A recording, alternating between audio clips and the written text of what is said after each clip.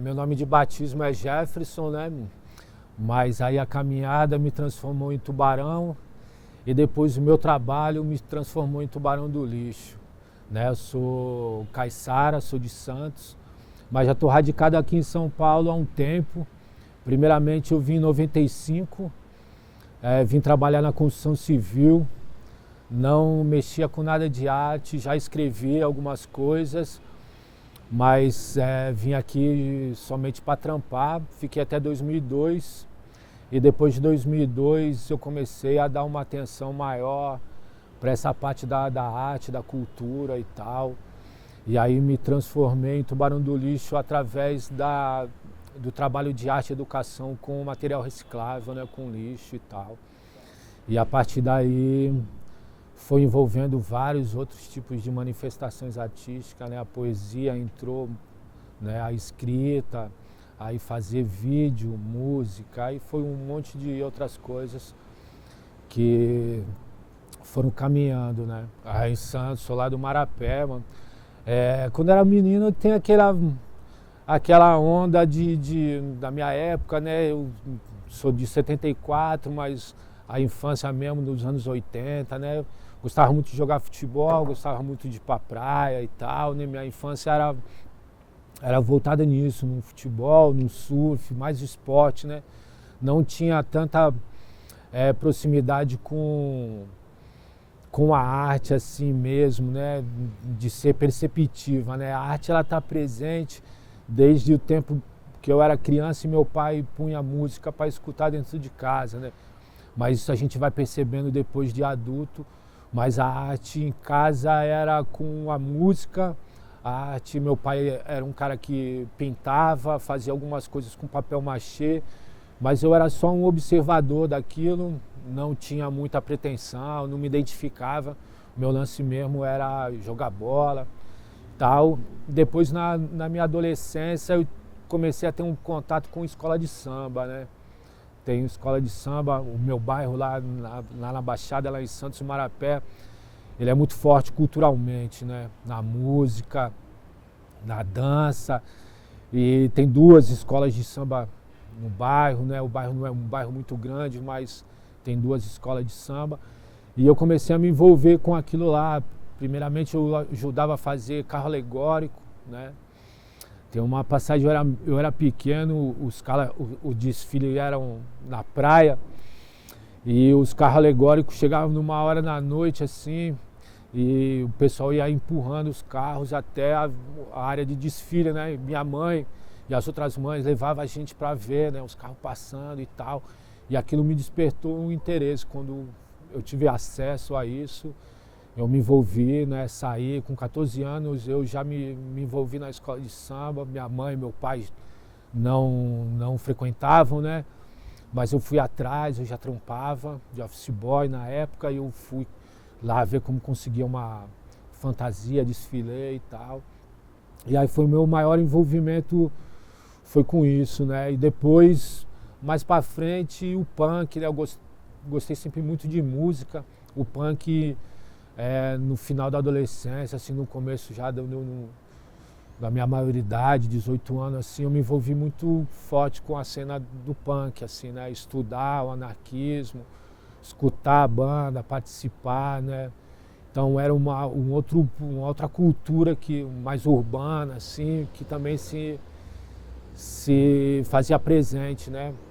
E aí o surf, skate, essas coisas da adolescência eu fui carregando como lifestyle também, né?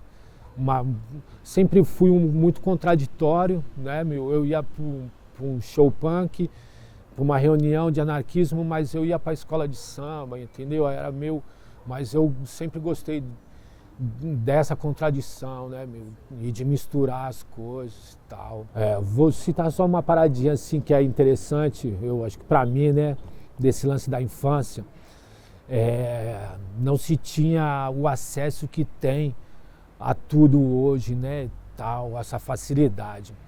Meu pai tinha um Fusca e ele tinha um toca-fita de gaveta, talvez o pessoal hoje em dia não consiga visualizar, mas era um toca-fita de carro, de gaveta, quando ele saía, chegava em casa, ele tirava e ele fez uma caixa adaptada com 2 alto-falantes. No mesmo mecanismo ele colocava, ligava na tomada e aí a gente tinha um som de toca-fita em casa, assim, né? E tinha um cara lá no trabalho dele, meu pai trabalhava em Cubatão, gravava fitas cassete de música, assim, mais diversas. E tinha uma caixa de sapato com aquelas fitas foram o meu primeiro contato com poesia, né, e com a arte, assim, a música, né, e aos domingos, né, eu e minha irmã, quando teve uma época que chegou o telefone, e, pô, cara, não ia ligar pra ninguém, não recebia ligação de ninguém, não era todo mundo que tinha telefone. A gente ligava pra rádio, mano, pra ficar pedindo música, uma coisa que acho que pouca gente faz hoje, né? Ainda aqui em São Paulo é bem forte a rádio. Mas foi um primeiro contato, assim, que eu, depois, mais velho, recapitulando, vi que a música veio forte, né? Quando eu falei assim, teve o lance da construção civil, né? Eu trampei aqui até 2002 e aí eu saí fora, não quis ficar aqui em São Paulo, não queria mais trabalhar para ninguém, assim, fiquei meio contrariado da forma que foi, né? Puxa, era 11 anos que eu já trampava na construção civil. E aí eu falei, pô, cara, preciso esparecer minhas ideias, fui para o Espírito Santo com uma pessoa. E lá eu tive contato numa praia em Nova Almeida, lá chamava Praia do Califa, bem afastado do litoral norte do Espírito Santo. E tive contato com muito material reciclável, assim, né? Muita garrafa PET, muita embalagem na praia, uma praia deserta. E aquilo me incomodou, né? Eu sou de Santos, cara. Santos tem 7 canais que levam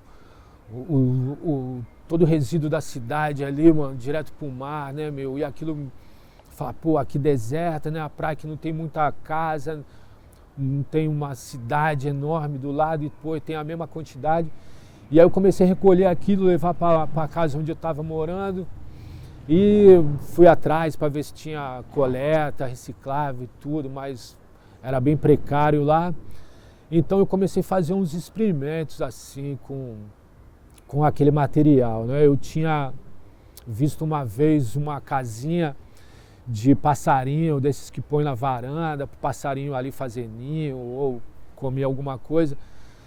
E aí eu comecei a tentar fazer um parecido usando papel machê, aí a influência do meu pai, né, que ele trampava, arrumei jornal e comecei a fazer uns testes. Quando eu retornei para São Paulo, para Santos, eu fui estudar, né, meio ambiente, eu sou formado em técnico em meio ambiente e comecei a fazer uns experimentos de arte e educação com aquilo que eu produzia, né, que era muito pobre ainda, né, do que é hoje, mas foi um começo. Eu dava oficina nas escolas públicas, nas quebradas, e aí terminei meu curso de técnico em meio ambiente, fui fazer alguns estágios, fui para Tocantins, né, num lugar chamado Caseara, fiz o mesmo lance, a minha especialização é no lixo, né, é no resíduo sólido, e ali foi tomando uma forma maior, assim, né, mas sempre ainda com a educação ambiental na frente, até eu fiquei um ano lá em Tocantins, fui para Bahia. Comecei a trampar numa ONG chamada Global Garbage, uma ONG alemã que é especializada em resíduos sólidos marinhos, né, o problema do lixo no mar, e só com lixo internacional que chegava na costa da Bahia ali, né, jogada por navios, tudo. E aí eu comecei a trampar com a coleta e a catalogar os resíduos, né? Através do código de barra, identificava o país, a origem e tal. E aí eu trampava nisso aí, fiquei 4 anos na Bahia, fiz o litoral da Bahia todinho a pé, por costas, né? Tem a Costa do Descobrimento, da Baleia, Costa do Dendê, do Cacau, e eu fiz até Sergipe, fazendo esse trampo. E aí teve uma época que parou, né? Esse trampo acabou. Eu ainda fiquei um tempo ainda morando na Bahia. Eu fazia parte do movimento cultural Artimanha, que eles também são um divisor de águas do meu trampo artístico. Quando eu tive contato com eles, eles também desenvolviam arte com material reciclável para fazer alegorias do carnaval deles, das peças de teatro. E eu fui pegando aquelas técnicas também, fui conhecendo, fui desenvolvendo o meu lado mais artístico também. E fiquei lá mais um tempo, 2006 para 2007 eu retorno para São Paulo, já sabendo que eu queria trampar com isso e tal. E aí eu venho aqui para São Paulo através do pessoal do Função RHK, uns meninos lá de Itapevi. Eles faziam um hip hop na quadra, um evento que misturava hip hop, né, e algumas manifestações artísticas. E eu vim para cá fazer exposição. Nesse dia estava um pessoal da TV Cultura, o Alessandro Buzo tinha um quadro que chamava Busão Periférico. E ele estava filmando, e ele gostou do meu trabalho, da minha história e tal. Eu falei, pô, sou lá da Baixada, vim pra cá e tal, não conheço muito a cena, mas... E aí ele falou, pô, cara, eu vou fazer um quadro com você lá na Baixada, eu vou levar essa pauta lá na TV Cultura, se eles aceitarem, você arruma mais 2 atrações lá, além do seu trampo. Eu falei, beleza, vamos fazer. Aí fez, rolou, eles foram lá gravar, e começou um contato, assim, com o pessoal daqui, né, de São Paulo, assim, de me chamar para me fazer atividades, né, nas quebradas aqui, né, junto com os coletivos, até eu conhecer Sarau, né? Sarau. Conheço o Sarau da Cooperifa. E aí vou lá, estava tendo uma mostra cultural, era mais ou menos essa época também. Fui lá conhecer o Sarau e tal. E aí eu falei, pô, mano, eu também escrevia, né? Mas estava muito tempo parado de escrever, né? E aí o Buzo falou, poxa, mano, você escreve, mano? Pô, eu escrevo, cara. Tal, tem alguma coisa escrita. Ele falou, pô, mano, tem um blog de literatura periférica para escritores e tal. Independente, você não quer ser colunista lá e tal, mano? Ser representante da Baixada e tal. Falei, beleza, mano. Aí eu mandei, mas eu só tinha uns 2, 3 textos que eu queria apresentar, achava que era apresentável, né? Mas foi um impulso para mim voltar a escrever, né? Eu falei, pô, tenho que voltar a escrever. E aí vim conhecer a cena, né? Falei da Cooperifa, outros saraus, Sarau da Brasa, Elo da Corrente. Eram os saraus que funcionavam tudo dentro de bares, né? Aqui em São Paulo. E aí eu começo a me inserir, mano. Tinha aqui no centro o Sarau Rap, realizado pelo Sérgio Vaz, na Ação Educativa, uma sexta-feira por mês. Vinha muita gente com seu caderninho, e ali era um laboratório, ali foi nossa faculdade também disso. Comecei a me envolver bastante com a cena daqui, mas eu ainda estava morando em Santos, e na casa dos meus pais de novo, né? Isso estava me incomodando, porque não estava dando dinheiro, precisava trabalhar. E aí eu comuniquei o pessoal aqui, que era mais próximo, que eu estava dando uma paralisada no meu trampo de arte. Eu ia assumir um pouco da cena, porque eu precisava trampar, correr atrás da minha vida, né?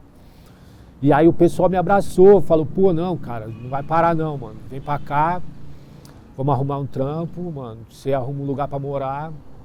Na época eu namorava uma moça daqui de São Paulo, eu conversei com ela, vim morar com ela, fui dar aula no espaço cultural suburbano Convicto, era na Casa de Cultura do Itaim Paulista, e trampava aqui na livraria. O Buzo tinha uma livraria especializada em literatura marginal, e eu trampava aqui. Fiquei no começo nessa pegada, dia de semana aqui, sábado eu dava aula lá, arrumei um trampo para dar aula dentro da FEBEM. Pela Ação Educativa, fui dar aula dentro da Fundação Casa, né? De 2010 a 2012 eu dei aula lá, todas A semana eu ia lá três vezes por dia, por semana, ia lá dar a aula. E aí também me fortaleceu muito como arte educador. Eu dava aula de arte com material reciclável e de poesia, né, de literatura. Foi muito bom para mim como arte educador. Foi muito bom para mim como pessoa também, estar participando e estar podendo desenvolver isso, né?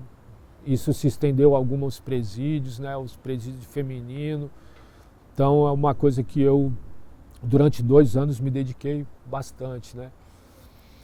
E aí depois parei, saí de lá por algumas questões burocráticas. É muito difícil você falar de arte e cultura dentro de um sistema prisional com adolescentes.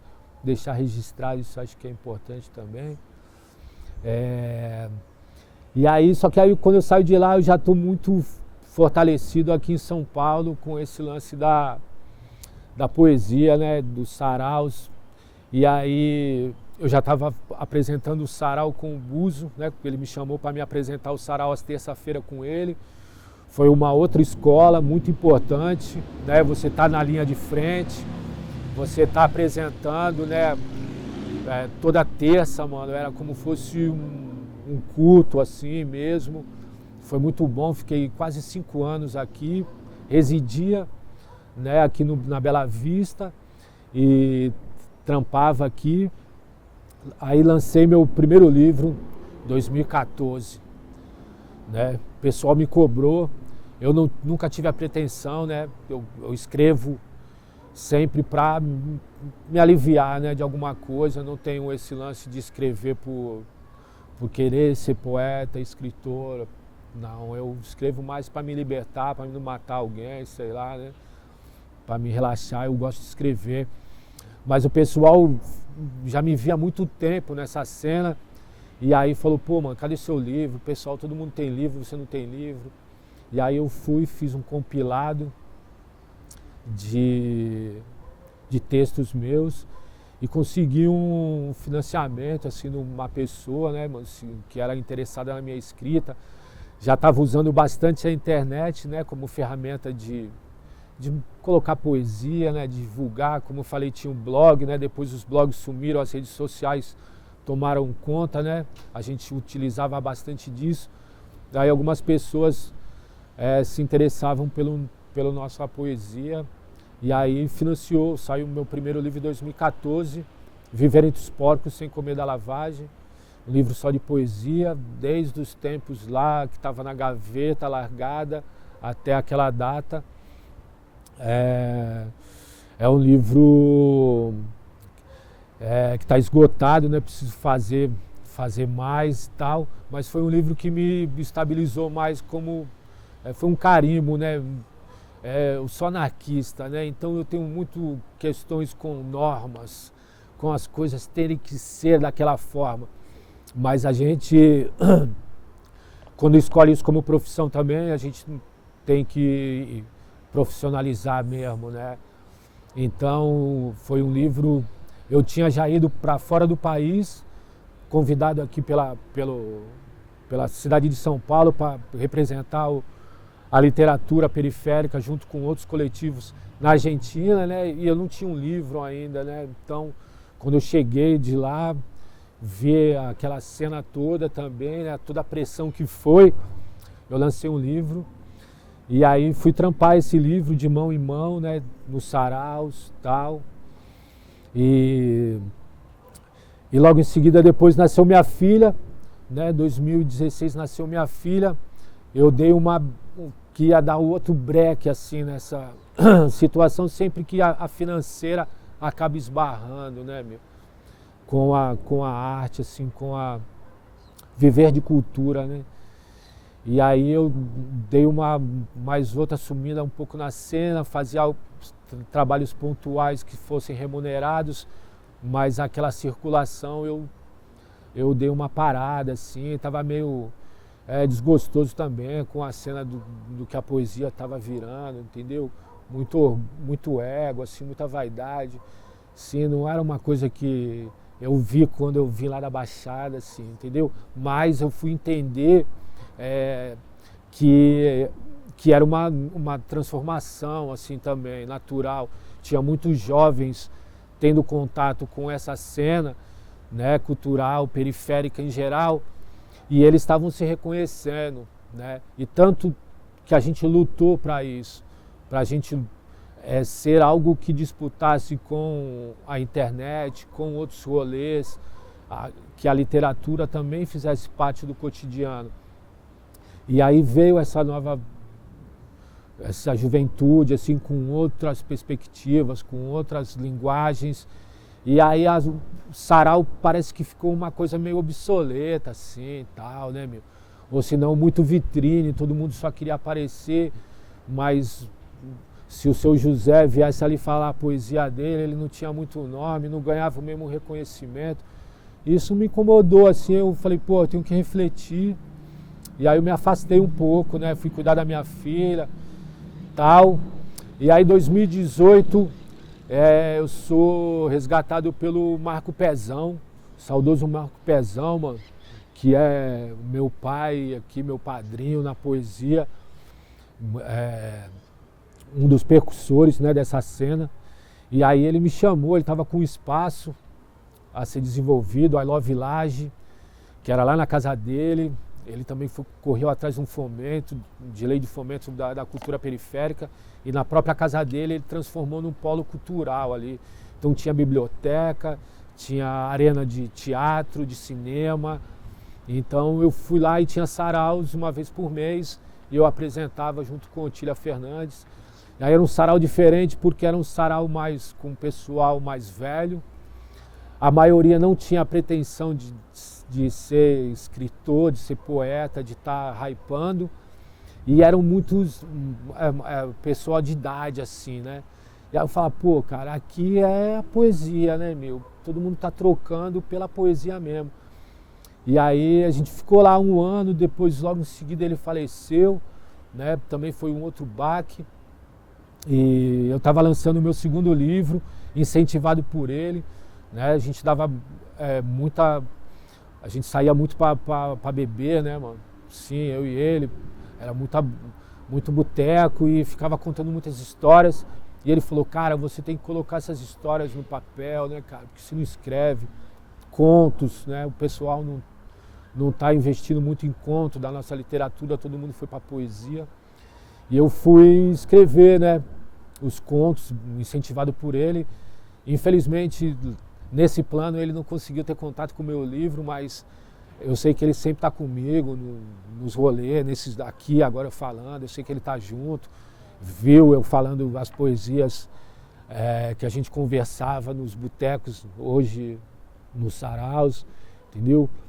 E aí, até hoje, depois desse livro veio a pandemia, né? Nós também fomos fazer várias coisas, né? Trabalhar na internet, dentro de casa, se utilizar da ferramenta, a internet, do vídeo, né, do audiovisual também, para a nossa arte continuar. Né? Eu tinha acabado de lançar um livro, tinha 1000 exemplares na minha casa e eu tinha que transformar aquilo em dinheiro, né, em comida. E aí conseguimos passar por isso, estamos vivos e estamos aí, mano, brotando. Hoje eu faço parte de um quadro do Sarau do Binho, né? A gente trabalha nas escolas, faço bastante coisa nas escolas, através de um projeto chamado Matéria Poética. A gente vai fazer sarau, falar sobre literatura nas escolas públicas, com a molecadinha desde os 6 aos 14, aos 17 anos, né? Meu corre hoje basicamente é isso. Tem um evento chamado Passa Bola, que mistura poesia e música, né? Então seria um medley, entra um DJ, ele toca um pouco, entra um poeta, faz uma intervenção, já entra alguém que vai fazer uma música e a gente vai trocando, sempre com o lance das gerações estarem interagindo, sempre a gente traz alguém antigo, né? Alguém mais novo, alguém que está começando, alguém que já tem sua carreira consolidada, para a gente, que também acaba sendo um lance de educação, né, meu? Para a gente aprender, né?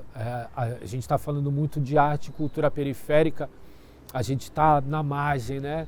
A gente está da ponte para lá, né? Então a gente conseguir meios para a gente alcançar o mercado também. A gente sabe que a gente tem um mercado na periferia, mas até mesmo pelas condições, às vezes não tem a mesma condição de manter aquilo acontecendo. A gente tem que ir atrás de onde está o dinheiro, né? E o dinheiro grosso está da ponte para cá, né? E a gente trampar isso da profissionalização também. A gente trampa com economia criativa, né? A gente criar produtos, né? Através da nossa arte, criar produtos para as pessoas poderem estar se identificando e caminhando e tal. Falei pra caramba.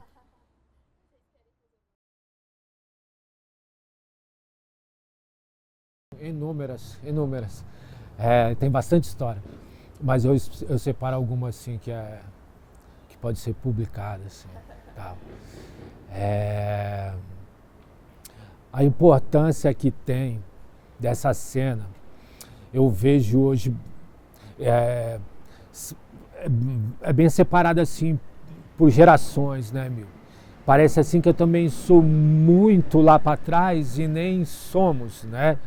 Mas da minha época para cá, se na minha época para você obter o contato com o que você gostava, se fosse moda, se fosse literatura, música, era muito difícil, né? Você encontrava, primeiro você identificava pessoas pelo visual, você se aproximava e só de você saber que tinha alguém que gostava das mesmas coisas que você, muitas vezes já criavam-se laços por esses gostos, né? A gente falando, né, de lance cultura, né? Porque o resto era muito imposto pela TV, né, rádio e tal. Então hoje é diferenciado pela internet, né? Depois da internet globalizou, você baixa suas músicas, hoje você nem mais baixa, você tem um tocador, então você toca, escolhe, né? Se você quer ver vídeos, tal. Então essa formação minha, talvez a gente dê, o pessoal da minha geração dê muito mais valor pelo que a gente obteve, entendeu? Pela forma que se obteve de cultura, né? A gente está falando de música. Música, pô, fulano tem um disco X. Pô, cara, vamos lá e tal, aí vamos atrás, a gente escola uma fita, leva lá, fulano cobra, grava para nós, aí já dessa, reproduz para outra, vamos atrás, quem tem um duplo deck. Pá, então, para você obter um disco era muito...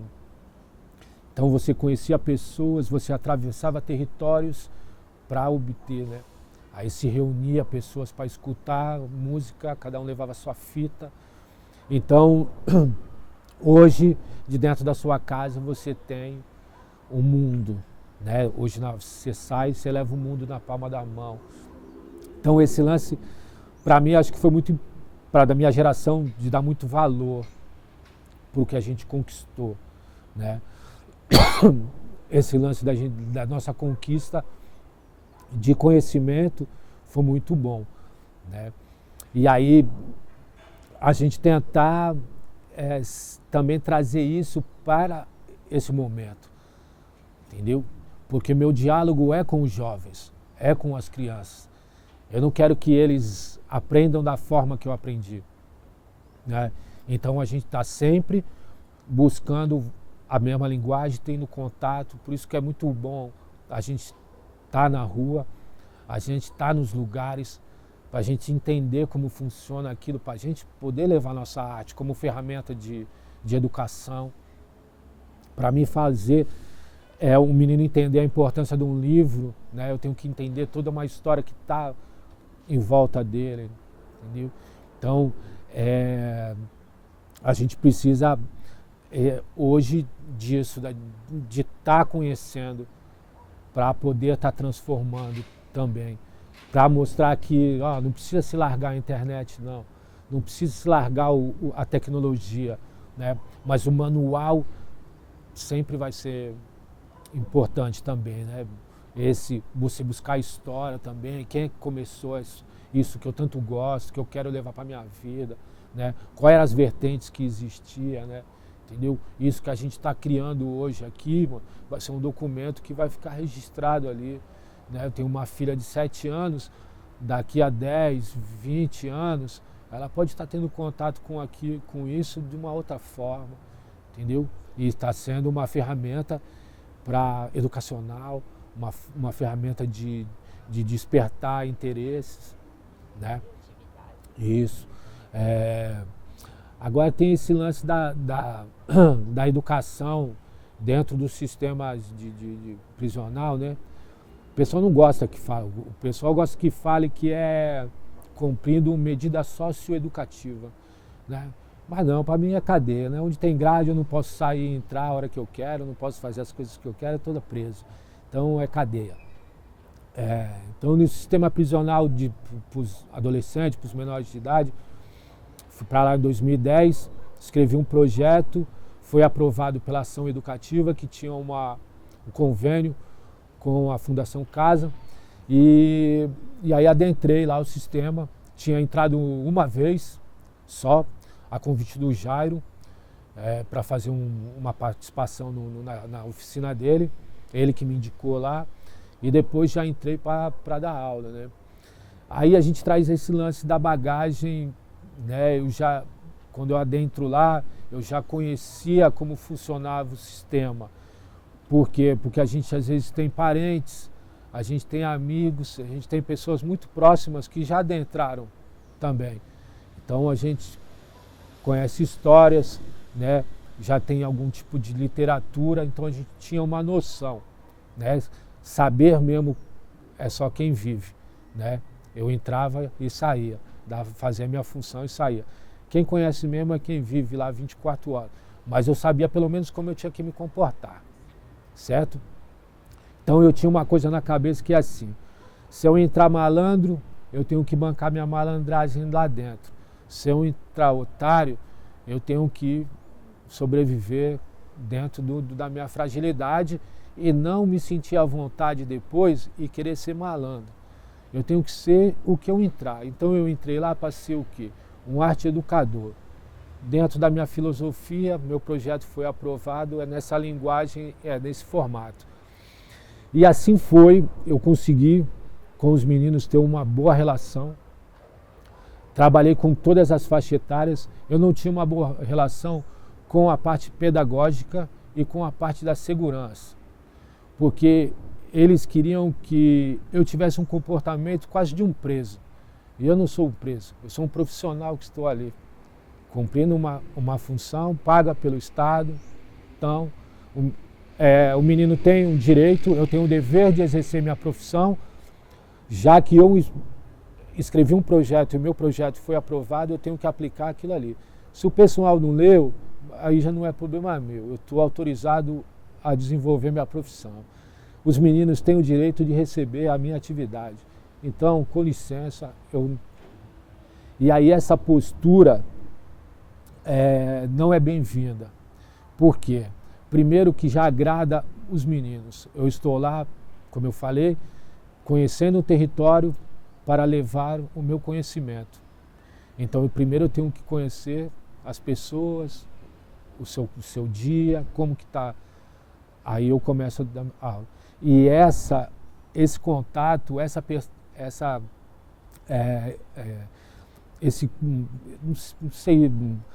afeto que eu tinha dentro da minha metodologia, de ouvir, tal, foi criando uma percepção dos meninos que eu era diferente e com o pessoal da casa que também via que eu era diferente, porque eu não consigo fazer aquele menino sentar para ele escutar e fazer a atividade de língua portuguesa ou de matemática. Mas o professor consegue fazer ele ficar sentado ali, mano, escrevendo, lendo. Por quê? Eu acho que eles deveriam se questionar, mas não existe um questionamento. Podia ser mínimo, tem alguma coisa estranha, né? E aí vão criando-se dificuldades, entendeu? Por exemplo, você ir lá para dar uma aula de literatura, de poesia, eu preciso de uma lousa, um giz, um papel e um lápis e borracha para os meninos. Ah, eu não tenho sala disponível, de sala de aula. Ok, vamos fazer aonde? Pô, não tenho. Eu falei, refeitório pode? Aí pode, o refeitório pode. Aí, então vamos para o refeitório. Aí a mesa de concreto, eu tirava a toalha, a gente limpava, ali era a lousa, ali a gente escrevia o que a gente queria, né, e depois passava para papel, então conseguia se dar aula. E aquilo incomodava demais. Então vai se criando, se chegava lá, as cadeiras estão arrumadas uma atrás da outra. Não, não é assim que eu trabalho, meu trabalho é circular. Quem é que... Não, você não pode ficar sentado com ele. Não, eu que separei eles em dupla. Então, vão se criando coisas diariamente, te minando a sua paciência. Minando o seu trabalho, entendeu? A aceitação dos meninos vai sempre existir quando você não está impondo nada. Porque lá tudo já é imposto. Você só assiste TV quando eles querem. Você só toma banho quando eles querem. Só come quando eles querem, dorme e acorda quando eles querem. Senta e levanta quando eles querem. Quando você tem 1h30 comigo, com a porta fechada, onde você pode ser você, independente das grades, muros, podemos ser nós aqui, podemos falar gíria, podemos falar no nosso dialeto, podemos conversar dos nossos gostos, sem ninguém, sem eu fazer uma prova com eles, sem eu ficar falando, pô, você não escreveu nada, cara. Poxa, nós viemos aqui para fazer uma arte e você não fez nada ainda. Não. Então, naquele ambiente de 1h30, nós estávamos à vontade. Então, não tem como o menino não aceitar. Eu trago o mesmo diálogo, a mesma linguagem, né? Teve uma vez, eu tive problema que o menino queria algumas coisas para mim ver para ele na rua. E eu já estava de transição de uma casa para outra, justamente por um problema de não adaptação com a diretoria. Perdão. Então eu estava com problema, o menino pediu umas coisas, eu falei, aconteceu de novo, né? Tipo, fulano não quer mais você na casa lá porque parece que você levou alguma coisa lá para dentro da Fundação Casa. Parece, levei o que, tal, entendeu? 2 anos eu trabalhei lá, eu vou falar para você, eu levei uma coisa lá para dentro já, eu levei um bis para o menino que fazia aniversário, que ele falou que estava com vontade de comer, e no outro dia, era proibido? Era, mas se eu fizer direitinho, levar um chocolate, o menino comer, matou a vontade e acabou. Se ele contar para os outros, ele perde. Mas nunca, sempre soube separar. Mas eu sei que o meu trato com os meninos causava muita indignação da parte deles, né? E depois também o pessoal veio falar que era por causa do meu jeito. Meu jeito, meu estereótipo, meu linguajar, né? Eu tenho tatuagem, eu também sou oriundo da quebrada. Só que se não for eu, quem é que vai trampar lá com os meninos? O pessoal da faculdade não quer. Se for para lá, fica uma semana e quer ir embora. Porque não vai aturar o que eu aturava, porque meu objetivo era os meninos. Era trombar eles aqui embaixo, como eu trombei. É eu trombar o menino fazendo um corre, vendendo um chocolate, vendendo uma água, tentando respirar aqui fora. Entendeu? Era eu poder contactar a família aqui, mano, vai lá visitar ele, mano, ele tá tristão. Era isso que o meu objetivo, entendeu? E isso não é o objetivo da Fundação Casa, sacou? Fundação Casa é que exista sempre isso acontecendo, entendeu? Das instituições também.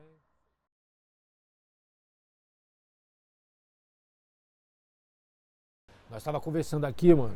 Vocês todos também são oriundos das periferias da margem, né? Estamos em São Paulo. Nós estamos numa periferia no centro. Aqui é a Bela Vista, aqui é essa parte, Bexiga, periferia no centro. Todo mundo é oriundo aqui, da periferia.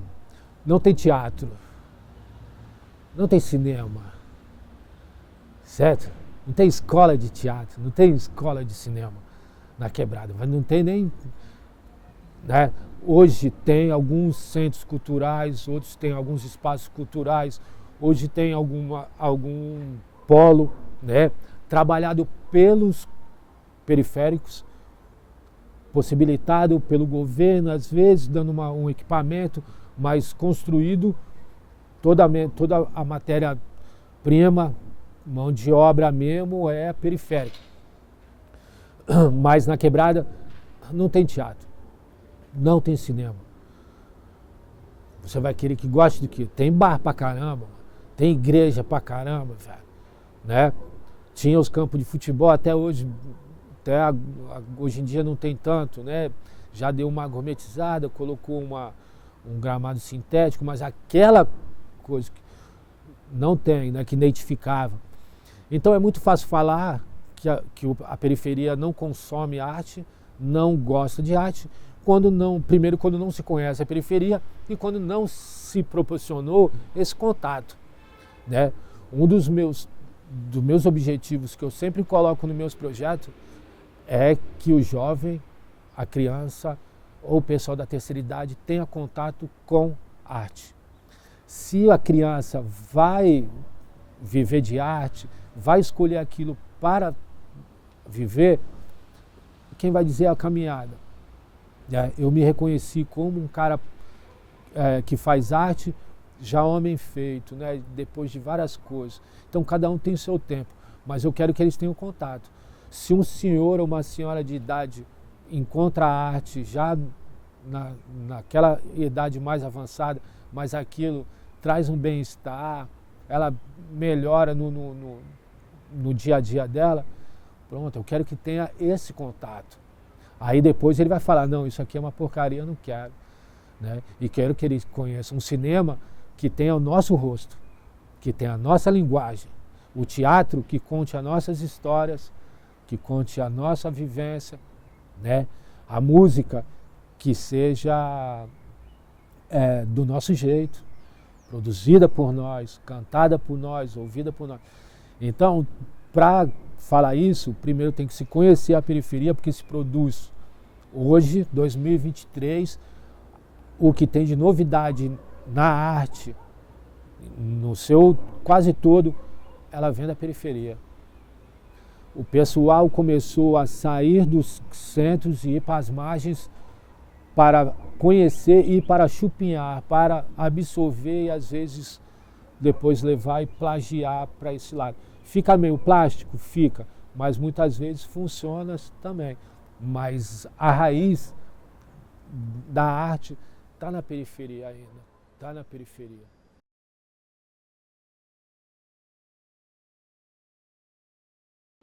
Quando eu vim para cá e conheci essa cena, tudo era na base do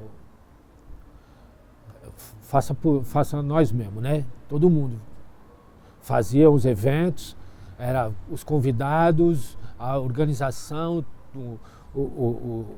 as ferramentas eram tudo 0800, tá ligado? Todo mundo fazia na raça, no peito mesmo, porque acreditava. Isso foi uma das coisas que eu aprendi com o punk também. E aí reconheci depois aqui nessas cenas. E então era quem vai no nosso evento é nós mesmos. Quem tem que trabalhar é nós mesmos, de graça, é pela cena. Só que em algum momento isso foi também trazendo uma visibilidade, porque os eventos foram acontecendo, de alguma forma está fazendo-se o papel do Estado, nós estamos fomentando cultura na Quebrada, tal, precariamente, né, mano, dentro das condições, mas está fazendo.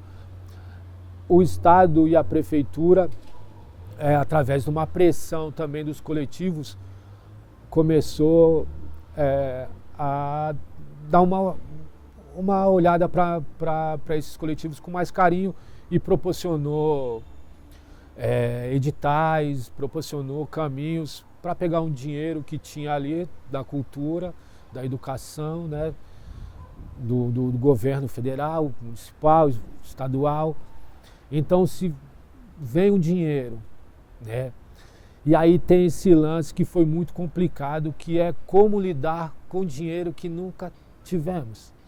Nós não tivemos base de educação financeira nem para a gente encher a geladeira e o armário, pagar o aluguel, a água. A gente foi sempre do jeito que era a vida, mano. Tirava de um canto para pôr no outro. E quando vem esse dinheiro, dentro dessa vivência, dessa experiência, tratou-se também dessa forma. Meio, vamos construir, vamos fazer tal. E isso, sabendo que tem o dinheiro, traz desavença. O dinheiro, já foi conversado, veio para confundir o amor. E é isso mesmo. O dinheiro veio, era benéfico para a gente solidificar o que era feito por amor, mas ele começou a trazer um pouco de desavença. Sabe? Porque fulano conseguiu X, o Beltrano Y, mas quem é da zona tal tem mais chance de ser contratado, quem é da outra já não, mano, mas aquele já foi mais, esse foi menos. E aí entra-se num espiral, mano, maluco, que é o dinheiro. E isso traz muita desavença, tanto dentro dos coletivos como no movimento. Entendeu? E isso, acredito que pela falta de educação financeira que nunca teve dinheiro. Quando tem, e aí isso perpetuou por algum tempo. Teve-se as quebras de coletivos, né, deschavaram, transformaram-se em outros. Pessoas que eram somente frequentadores desses espaços culturais, desses polos, dessas manifestações, eles viram uma forma também de montar o seu na sua quebrada, ir atrás desse dinheiro e também sobreviver da arte. Justo. Cansaram de bater palma para os outros e queriam ser aplaudidos e remunerados por isso. Ok, mas sabe que isso enfraquece. Se somos um bolo, né, meu? É o lance do cardume, né, mano? Sou do mar. O cardume se junta e aí fica mais difícil de ser abocanhado. Agora, quando estamos de chavado, pegar dois ali de quebradinha, e aí ficou mais fácil. Porque esses que já existiam enfraqueceram, outros que pensavam que iam se fortalecer, viram que não era tão simples, porque o dinheiro vem, mas ele enxuga, entendeu? E aí depois você vai ter que correr atrás de mais, né? E aí a bica só ficou uma para muita gente, e aí já não dá para todo mundo. E aí aqueles que estavam lá atrás marretando, não conseguiram essa. O funk é um exemplo disso. Eu conheço MCs relíquias do funk que não ganharam dinheiro. E hoje os meninos, épocas, né, gerações, entendeu? Eu vejo hoje dentro da arte pessoas que, sou cobrado disso também, que pessoas que vieram depois, pessoas que não têm a expressão na arte, talvez que isso também é muito relativo, que a minha arte tem mais visibilidade, tem mais espaço, mas é o mercado, entendeu? É o mercado. A gente quis transformar isso numa profissão, né? Vocês estão ingressando na profissão de audiovisual. Vai ter do bom, do ruim, vai ter o mais fácil, o que vai fazer mais barato, né? O que vai fazer de qualquer jeito, o que vai fazer por amor, independente. Então a gente criou uma profissão. Hoje eu sou um profissional da arte, entendeu? Dentro da arte e educação, dentro da literatura, dentro da arte plástica. Então eu tenho que buscar ferramentas dentro do que se criou esse mercado. Era um mercado que queria, não era ganhar dinheiro, então fomos ganhar dinheiro. Aí entra o lance do capital, né, meu? Que é a disputa. Não vai ter para todo mundo em nada, cara. Não vai ter, entendeu? Mas tem o lance de cada vez mais se profissionalizar, porque ninguém vai comprar uma ideia hoje em dia porque sua ideia é maravilhosa. Ninguém vai derrubar um caminhão de dinheiro independente se é privado ou é público, no seu projeto, porque você acha que o seu projeto é maravilhoso. Ele já vai ter que estar acontecendo, cara. Você vai ter que fazer na quebrada, de graça, você vai ter que fazer muitas vezes para alguém enxergar, falar, pô, mano, posso te ajudar assim, posso te ajudar, entendeu? Eu acho que hoje existe um outro mercado que é ir buscar esses recursos para os artistas. Então foi criando-se um mercado dentro da periferia, né? Já existia esse mercado da ponte para cá, né? Na quebrada não existia galeria de arte, a gente estava falando, não existia teatro, cinema. Hoje tem alguns ali já desenvolvendo, entendeu? Então a profissionalização e buscar isso, formas de buscar recurso que hoje existe através de editais para o seu projeto. E aí vários níveis, né? Pessoas que já estão avançado, buscam recursos maiores, pessoas que estão iniciando vão no Vai, né? Vai 2, tal, que são menos recursos, mas menos exigências. Hoje tem que ir para a selva caçar, né, mano? É um garimpo, meu. Um garimpo.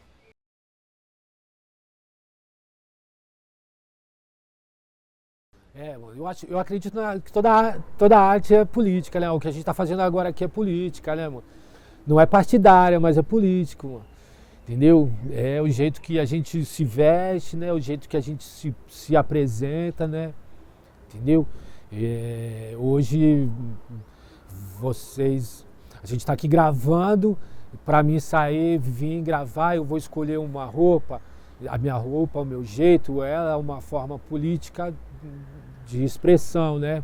Como eu quero aparecer para a sociedade, né? Então a arte, quando é uma expressão sua, antes da parte mercadológica, ela tem que ser muito política, e eu a vejo muito política, né? Agora, quando você quer produzir arte visando já entrar no mercado, já buscar prateleiras para sua arte estar, lugares que você quer que sua arte transite, aí ela já pode começar a perder um pouco desse cunho político, né? Porque primeiro eu vou escrever o que eu preciso escrever para mim. Primeiro eu vou produzir o que eu preciso produzir para mim, que eu estou com vontade de fazer. Depois eu vou ver se aquilo vai reverberar em grana, em visibilidade, em aceitação, né? Então, mas primeiro eu quero produzir. E aí essa produção, ela tem que ser política, para mim, né? Eu vejo dessa forma. Agora, o que a arte muitas vezes perde é a arte partidária.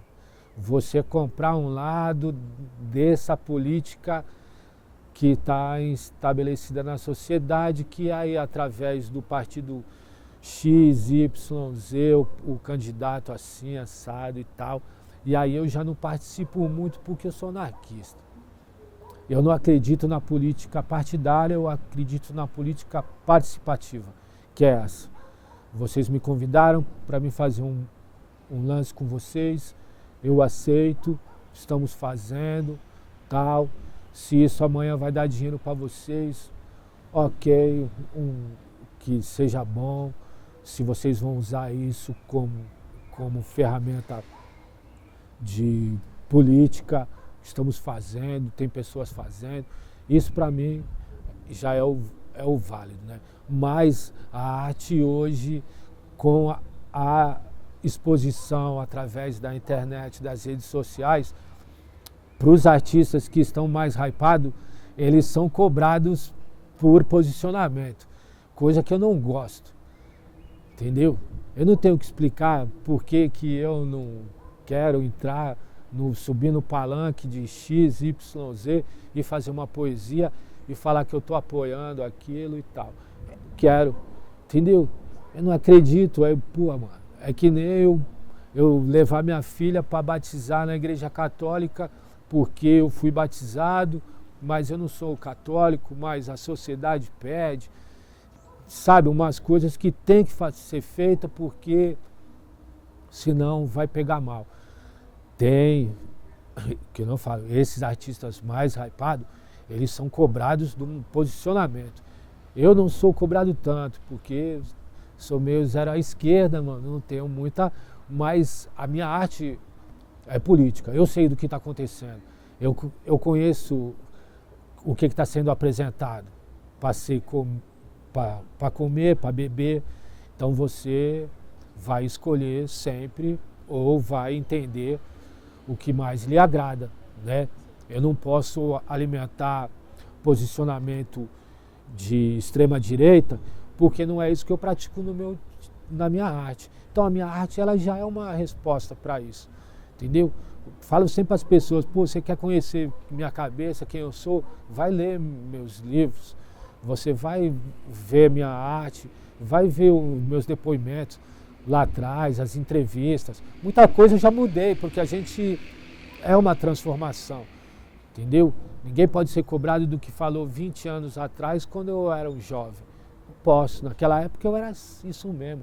Hoje eu já fui educado para entender que as coisas não são assim, a informação chegou, entendeu? Então, a política eu pratico no dia a dia, certo? É na minha quebrada, é eu ir conversando com o pessoal da quebrada, é eu atravessando a cidade e indo fortalecer um evento lá no Parque São Rafael, no extremo leste, entendeu? De graça, entendeu? Isso aí é política, é a política que eu participo, entendeu? É eu circulando nas ruas e não sendo hostil como eu não quero que seja para mim, entendeu? É essa. Mas a política ela ainda é o que comanda tudo, né? Esse espaço que a gente está, é um espaço político. Apesar de ser empresas, né? Todo mundo tem o seu CNPJ, né? Todo mundo ganha dinheiro criando arte, criando produtos. Ele tem uma história, que é uma história de boa convivência, de propostas de todas as empresas elas que trabalham aqui, produtoras, estúdio de música, né? Como tinha a livraria, são coisas que não estão aqui somente para o lucro, mas sim para fazer essa outra mão, né, mano? Tá ligado? Essa outro viés, que é de estar fazendo arte, de estar mostrando, isso aqui dentro da Bela Vista é um espaço cultural, espaço cultural Zé Maria, né? Então acontecem coisas aqui há décadas, cada um na sua época, mas com manifestações artísticas do audiovisual, da música, da literatura, e sempre nessa via de duas mãos, né, meu? Porque quando você vem se apresentar, mano, não necessariamente você tem que estar vendendo ou alguém comprando. Pode você estar apresentando e as pessoas consumindo a sua arte de várias formas, né? Então, eu acho que esses polos, antigamente falava-se QG, que era os quartel-general, hoje em dia pega mal, né? Falar essas coisas. Mas esses polos, assim, eles são importantes porque transitam pessoas dos mais diferentes lugares, por ser também aqui um lugar estratégico, o centro, onde pessoas de várias regiões vêm, se esbarram, traz a sua linguagem, entendeu? Eu conheci aqui em 2010, 2009, 2010 eu conheci isso aqui, através de um lançamento de um livro no estúdio, onde tinha um monte de músicos, onde tinha um monte de gente que fazia vídeo, nunca tinha visto uma câmera GoPro, aí já estava pendurada numa coisa e voando e tal, e aquela loucura. E eu sou de uma ilha, já tinha viajado o Brasil e tudo, mas era uma coisa diferente. Falei, pô, isso aqui e ninguém reparar em você, todo mundo aceitar a sua forma de se expressar, né, tal. E aí depois eu vim trabalhar aqui no prédio, eu vim residir aqui, né, eu tinha me... Vou contar rapidinho como eu vim parar aqui para morar, né? Eu tinha me separado, né? E aí eu estava morando na casa de um amigo, do Lindomar 3L, é um músico também, um rapper, arte educador. Também tinha trazido ele de Minas Gerais, esperei trabalhar arte e educação aqui. Então você vê que é sempre esse lance da via de duas mãos, né? Da troca, né, mano? Da gente se reconhecer, né? Na dor, na dificuldade, né? Na mão, às vezes está mais cheia, você pode fortalecer. E ele me deu um abrigo lá na casinha dele, um quarto, cozinha e banheiro. Nós dividíamos uma cama de casal, tal. Fiquei morando lá um tempo. E aí a gente estava participando de um evento chamado Rap Go, lá em Barueri, lá na área de vocês, lá em Barueri. E aí encontrei o Tony, que era o cabeça aqui do prédio, ele estava filmando. E aí ele falou, pô, mas preciso falar com você e tal, papapá. Eu falei, pô, assim que acabar o jogo aí e tal, a gente conversa e tal. Ele falou, não, mano. Acabou lá o evento, ele me chamou, ele falou, cara, eu preciso de uma ajuda sua, eu preciso que você durma lá no prédio hoje.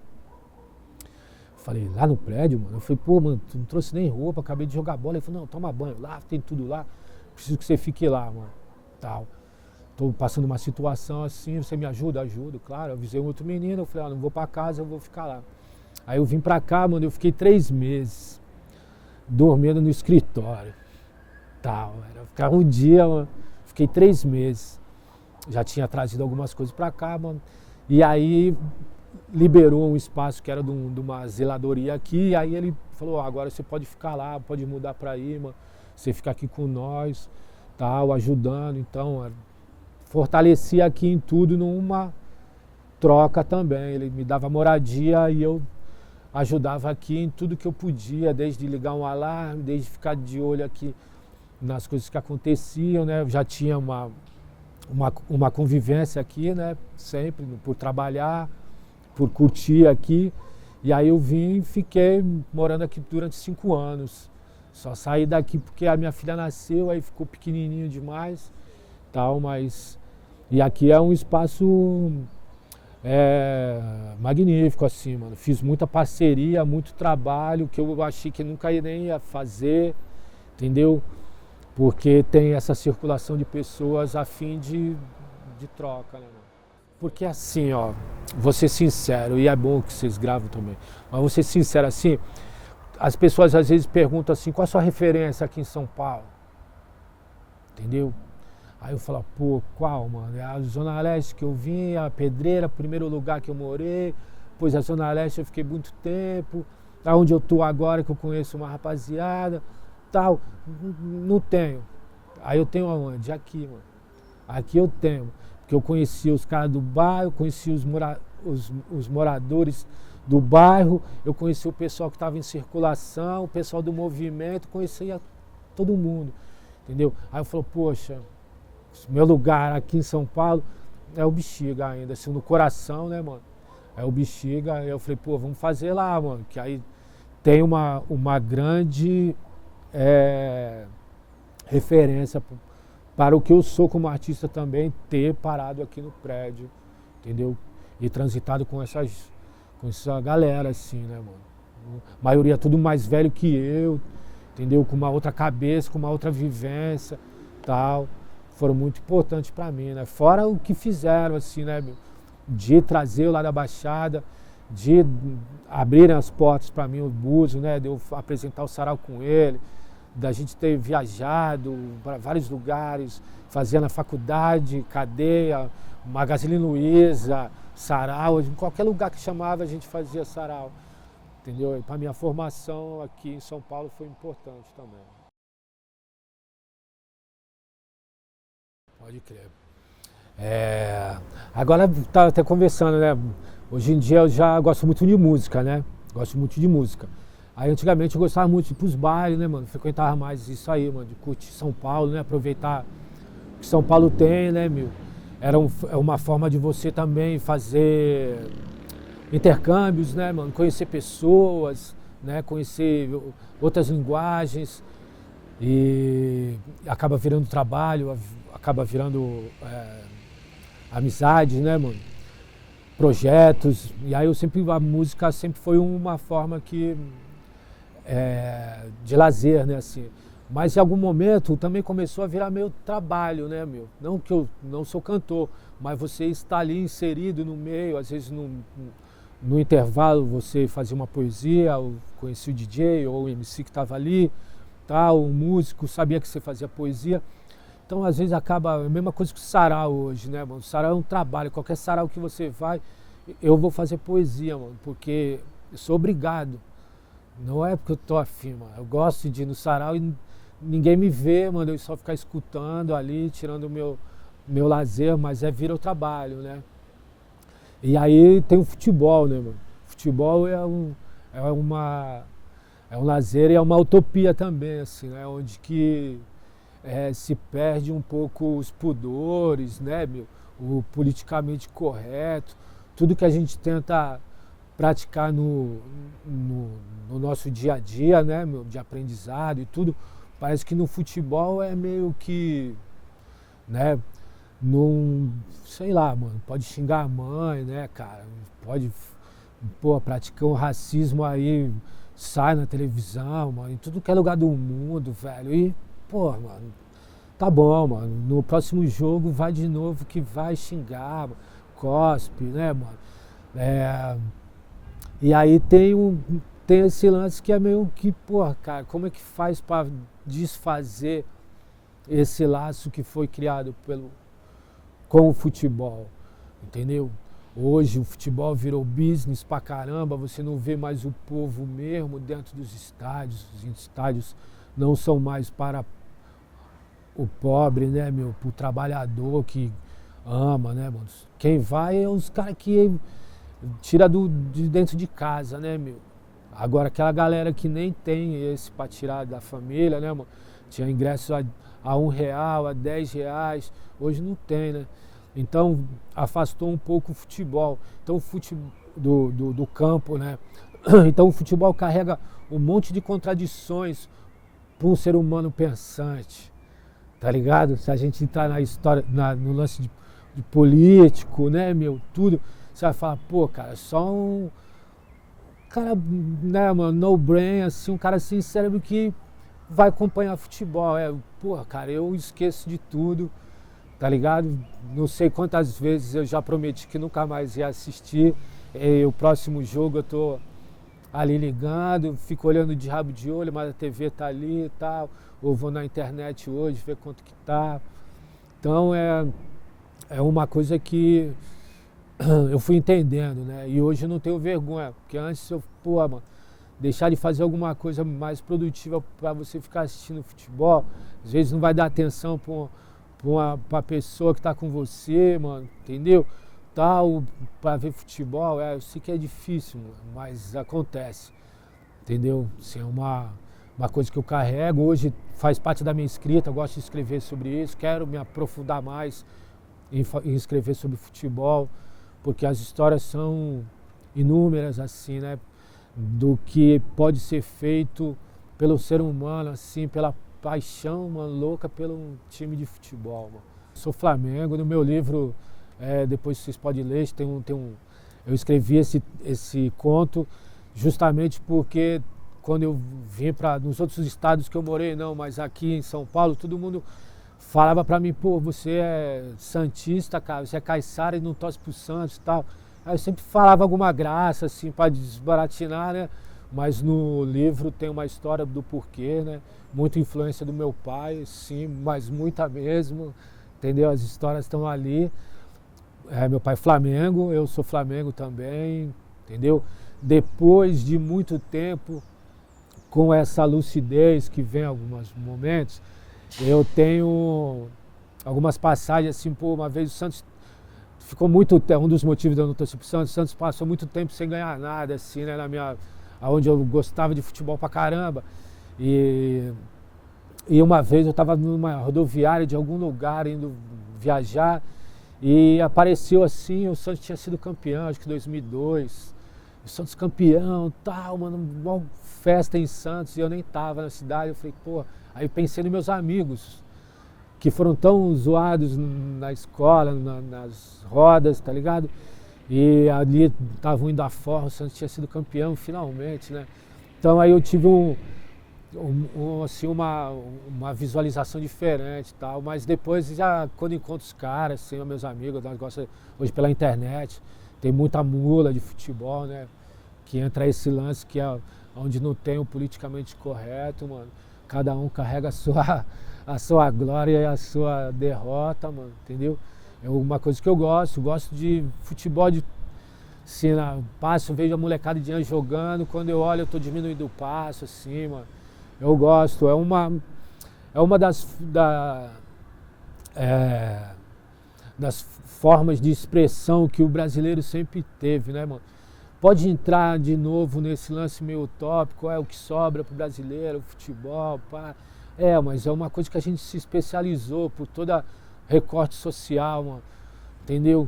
Futebol, se jogava futebol com qualquer coisa, eu joguei futebol com pregador, bolinha de papel, de meia, de papelão, bola furada, de plástico, tudo, mano, virava uma bola.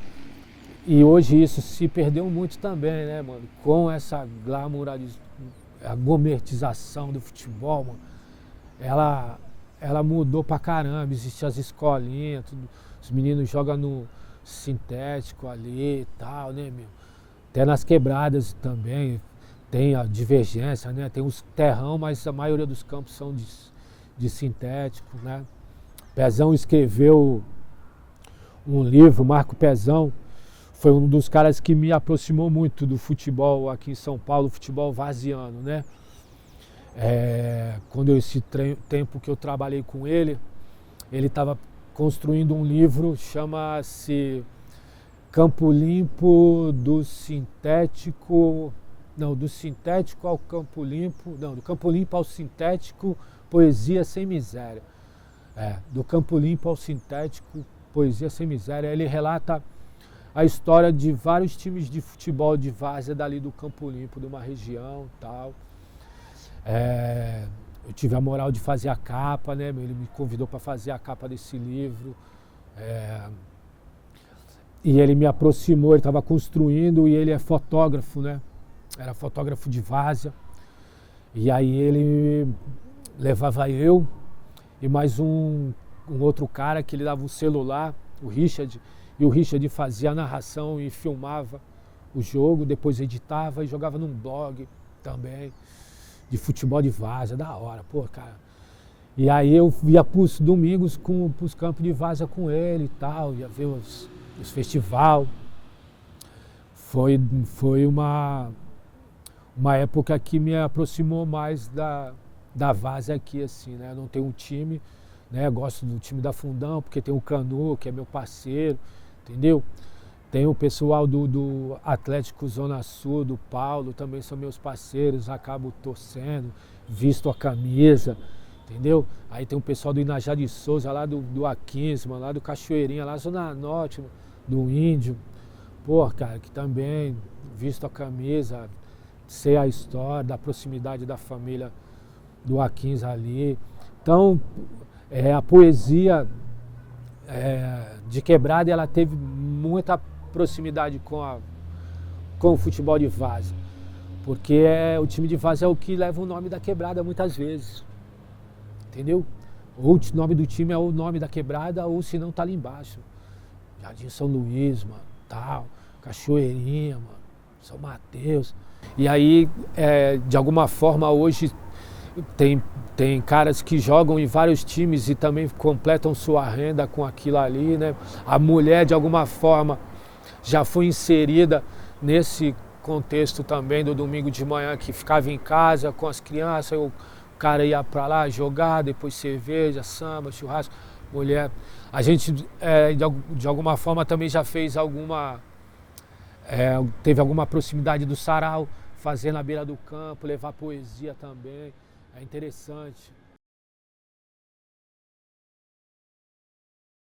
Quando eu vim fazer, quando eu conheci o Buzo, né, vim fazer um lance de arte aqui e tal, ele falou sobre o blog de literatura, que o barato dele era que ele era escritor e tal, ele tinha o blog Literatura Periférica e tal, eu falei, tá, escrevo aquela história, né, que eu falei, comecei a escrever ali, e ali eu fui conhecendo, através das postagens que tinham no blog, alguns escritores e tal, e eventos, né, lugares, e aí veio o nome da Cooperifa, ia ter uma palestra do Sérgio Vaz, Paulo Lins, que escreveu o livro Cidade de Deus, e o Ferrez, no AMB. E eu estava aqui em São Paulo e aí eu fui lá. E aí conheci tal pessoal, vi a palestra ali, a troca de ideia. E aí o pessoal falou que tinha um sarau e ia ter a mostra cultural da Cooperifa. Estava tendo a mostra, acho que era a segunda mostra. E aí eu fui lá ver, mano. Nem sabia onde que era, mano, mas eu já tinha morado aqui em São Paulo, né? Já estava acostumado a me perder assim, né? Mas nunca tinha me perdido para esses lados da Sul, então fui lá me perder um pouco, várias vezes. Fui lá na mostra, teve algumas atividades na Casa de Cultura do Itaim, do Embu-Mirim, e à noite, sarau. E aí o sarau, eu falei, porra, cara, isso aqui, sim, era um dia de festa especial, tal, mas era muita gente fazendo poesia. Ah, mano, aquilo ali foi muito... Falei, eu quero vir mais. E aí eu comecei a frequentar, na época era as quartas, terças, depois que mudou, terças. Sei que vinha, mano, já tinha uma frequência maior aqui em São Paulo, conseguia vir. E aí eu comecei a frequentar ali a Cooperifa e comecei a, depois de um tempo, a arriscar, a fazer poesia também, né? Queria me arriscar, mano, queria quebrar, né, esse lance. Eu sempre fui um cara muito na minha, assim, né? E ser meu lugar, né, meu, tal, não é... Sempre tive esse lance meio cismado, assim, né? E aí esperei um tempo e fui lá, fiz daquele meu jeito, né? Ainda escrevia na caneta, né, com papel e tal. Mas pelo menos ali eu já, passei uma fase, né? Comecei a frequentar, conhecer, né, outros escritores, outros poetas me influenciaram muito, né? Em tudo, na entonação, né? E ninguém tá ali ensinando nada para ninguém, né, meu? Você vai absorvendo, né? Você vai absorvendo. Você vai vendo os caras e as minas que tem a poesia parecida com a sua, no sentimento, no jeito que você permite o seu corpo declamar, entendeu? E aí você vai, tipo, ali foi onde eu lapidei a poesia, né? Entendeu? Assim, aprendi uma faculdade também, né? Pra nossa poesia literária, de literatura periférica ali, mano. Eu vi vários escritores, poetas bons pra caramba, viu? Ali, não desmerecendo nenhum outro sarau, todos eles, se você me perguntar, todos eles têm a sua importância, mas a Cooperifa, ela conseguiu essa visibilidade através do Sérgio Vaz, né, meu? Soube conduzir também, e aí tem esse poder também, né? Vejo uma par de gente que vai até hoje lá, que já é antigo de poesia, de vez em quando dá uma gelada, mano. Ficar confuso no que vai falar e tal, né, mano? Eu gosto de ir lá e tomar meu domeczinho, ou às vezes o meu gengibre lá do Zé Batidão, que aí já dá uma relaxada. E eu vou no meu arroz e feijão sempre, assim, entendeu? Porque eu entendi que a poesia, que é o lance mais romantizado, entendeu? Que a poesia é que tem que ser exaltada. Não importa quem está declamando, certo? Sim, você tem a sua importância, mas você saiba entender a sua importância naquele momento, entendeu? Você tem que... ali está sendo contemplada a poesia. Não importa se você tem 20 livros, se você é best-seller, se você é MC e está disparado, se o tiozinho vende jogo do bicho, ali aponta o jogo do bicho e à noite ele desenvolve a poesia, é igual, mano. A poesia é o barato. entendeu? E aí eu acho que isso aí faz as pessoas, quando vai lá, dar uma tremida, mano, lá na Cooperifa. Sempre dentro do bar, né, mano, intimista, um monte de gente ali, mano, o silêncio é uma prece, todo mundo prestando atenção, né? É isso mesmo. Pode ser, mano. Vou fazer alguma coisa minha. E aí eu explico por quê. Sim. Teve uma parada assim muito tempo, mano. Eu já apresentava sarau. E quando eu apresentava o sarau aqui, era toda semana, que nem lá com o Perifa, né, mano? Pô, cara, aí é muito puxado, mano. Entendeu? Porque assim, era terça, vinha aqui, mano. Aí na quarta tinha Uninove, mano. Tal, aí ia pra Uninove. Aí na quinta, mano, tinha um Sesc, uma biblioteca. Aí é sarau, sarau. Aí a gente, pô, vamos dar um rolê ali e tal, vamos de aonde? Vamos sarau, mano. Aí sarau, os caras, ô, Tubarão do Lixo, pá. Vai lá, mano. Sabe que alguém vai chamar, então você não fica relaxado, né? Que tem essa história. E aí, porra, mano, fica meio saturado, né? E aí eu tinha um barato de não querer nunca fazer poesia de ninguém.